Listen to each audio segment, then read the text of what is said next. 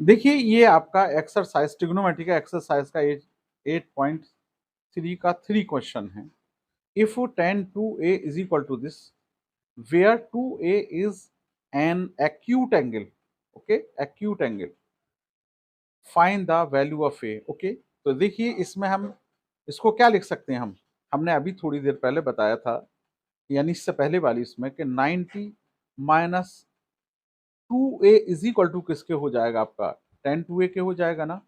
बोलो क्यों ऐसा करना पड़ा, क्योंकि हमारे सामने कॉट आगे भी दिया है, तो हम tan 2a को की वैल्यू को कॉट की फॉर्म में पुट करेंगे तो ये निकल के आ जाएगी वैल्यू, यानी दिस इक्वल टू दिस, ठीक है ना। तो आपने इससे पहले पढ़ा था कि cot 90 minus theta is equal to cot theta के होता है, ठीक है ना। यहाँ थीटा की जगह पे आपका क्या 2a है, तो इसकी जगह पे हम ये पुट कर सकते हैं, यानी cot 90 minus 2a is equal to cot a। Okay, it means यानी यहाँ इक्वल है और यहाँ भी कॉट है, इसका मतलब एंगल्स आपस में बराबर होंगे, तो लिख सकते हैं 90 minus 2a is equal to a minus 18 degree. Okay okay, अब आपने देखा कि a को एक साइड में कर लेंगे, 90 माइनस 18 इधर हो जाएगा आपका, a प्लस 2a एक साइड में हो गया, यानी 3a इज इक्वल टू, हम this is equal to this कहें या this is equal to this करें, सेम चीज है, ये क्या होगा 18।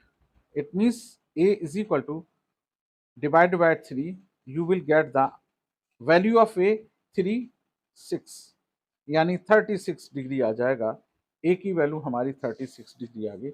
इस तरह से हम इसको फाइंड आउट करेंगे। वही हमने कंडीशन लगाई जो हमने बताया था कि sine 90 minus theta is equal to cos theta के होता है। ओके, या फिर आपका tan 90 minus theta is equal to cot theta के होता है। वही कंडीशन जो है वही इसमें अप्लाई की है, उसी तरह से हमने इसको सॉल्व किया है। अब मैं सेकंड क्वेश्चन, इसका जो है फोर्थ क्वेश्चन भी कुछ इसी तरह से है।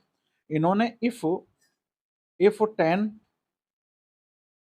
ए is equal to cot B के है, tan A is equal to cot B. Okay, इसमें क्या प्रूफ दैट, उन्होंने कहा है कि प्रूफ करिए आप, सॉरी प्रूफ दैट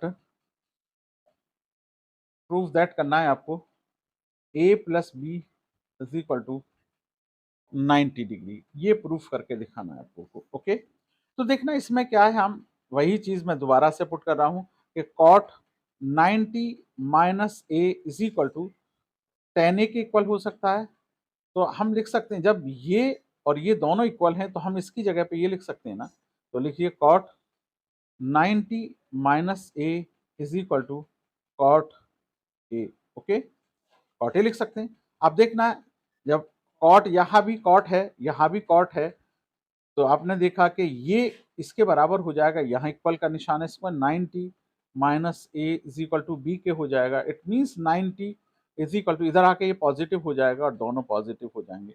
यही हमने प्रूफ करना था कि angle A plus angle B is equal to 90 degree के आना चाहिए। ओके,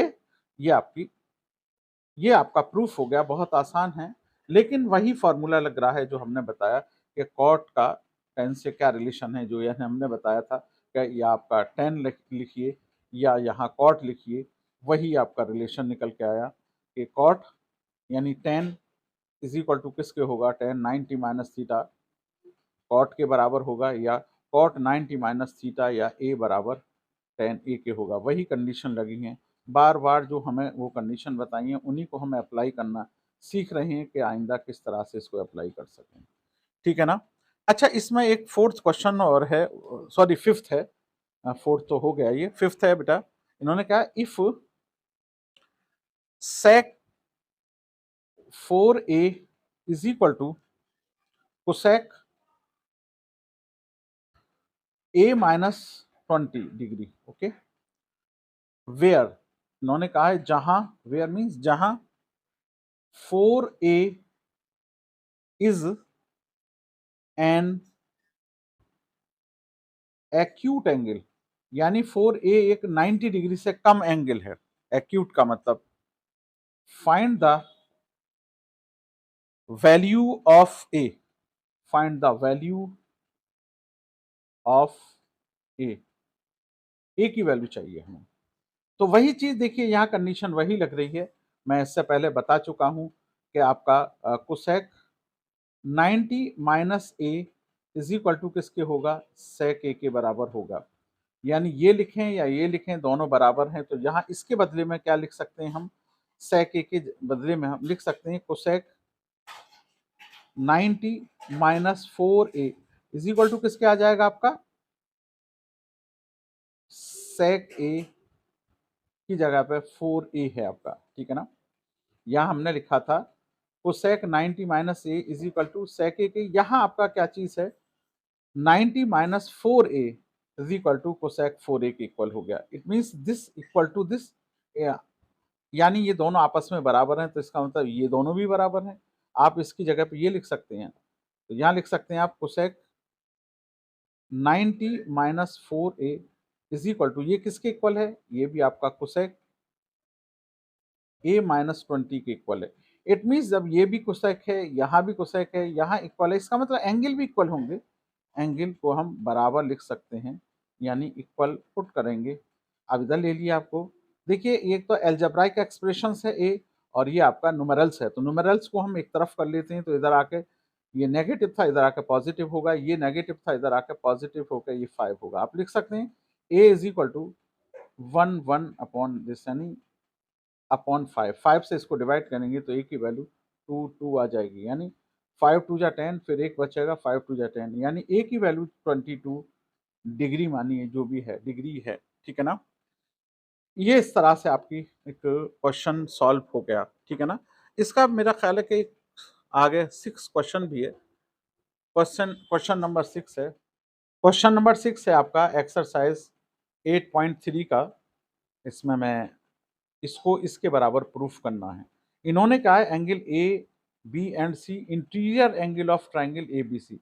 मैं ट्राइंगल ए बी सी बना देता हूँ, angle A, angle B, angle C, इनका सबका total angle A plus angle B plus angle C is equal to 180 degree होता है ना। एंग sum angles of a triangle का formula, law of the sum angles of a triangle का इसमें condition है कि सारे एंगल्स का ट्राइंगल का टोटल 180 डिग्री होता है, ठीक है साहब।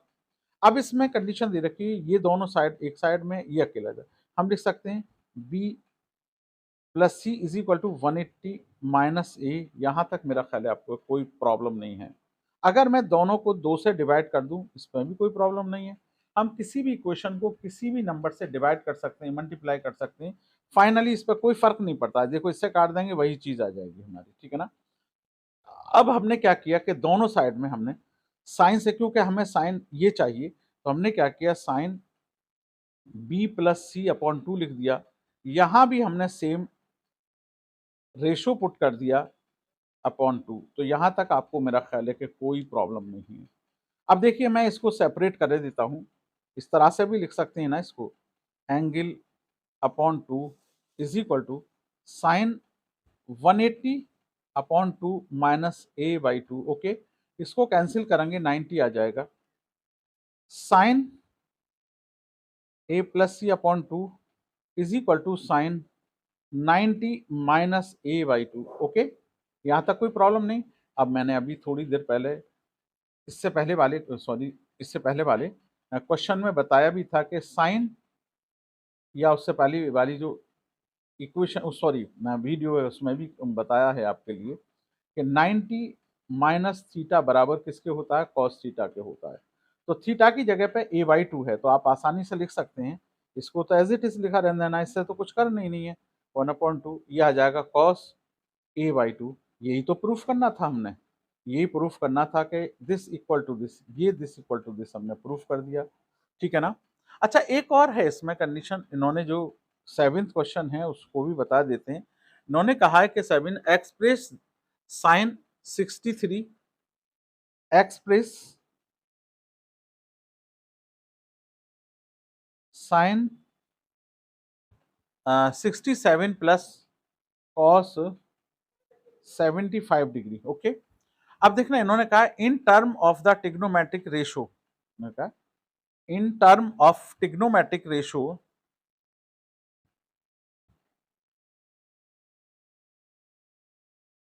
Trigonometric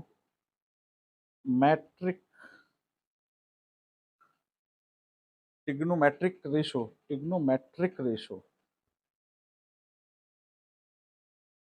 okay between angle ratio of angle zero between, ऐसे शॉर्ट में लिख दिया, 0 डिग्री एंड 45 डिग्री के बीच में लिखना है, ठीक है साहब, 45 डिग्री। तो देखिए हम इसको किस तरह से अरेंज कर सकते हैं, ये है आपका साइन, इसको क्या लिख सकते हैं हम, आपको पता होना चाहिए कि 90 माइनस 67, 3, यहाँ कितना रह गया बेटा, 2 रह गया। अगर इसमें से इसको सब्ट्रैक्ट करेंगे तो आप ऐसे लिख सकते हैं 90 माइनस 23 लिख सकते हैं, यानी इसमें से इसको सब्ट्रैक्ट करेंगे तो यही आ जाएगा। इसी तरह से दूसरा है आपका कॉस 90 माइनस 15 डिग्री करेंगे तब भी यही आ जाएगा आपका। लेकिन बात ये थी कि हमें जो एंगल्स हमारे ये दिए हुए हैं 67 जो 45 से ज़्यादा हैं उनको हमें 0 डिग्री और 45 डिग्री के बीच में लाना है। तो आपने देखा इसको जब चेंज करेंगे 90 minus theta is equal to cos theta, आप लिख सकते हैं कॉस 23, इसको भी लिख सकते हैं आप साइन 15 डिग्री। अब आपने देखा कि दोनों एंगल 0 और 45 के बीच में लाई कर रहे हैं, यही करना था, इन्होंने इसी बात को कहा था कि express this and this in term of the trigonometric ratio of angle, यानी बिटवीन 0 डिग्री एंड 45 डिग्री, ठीक है ना, 0 डिग्री और 45 के बीच में करना है, तो आपने 0 और 45 के बीच में आ गया, इट इज आंसर। ओके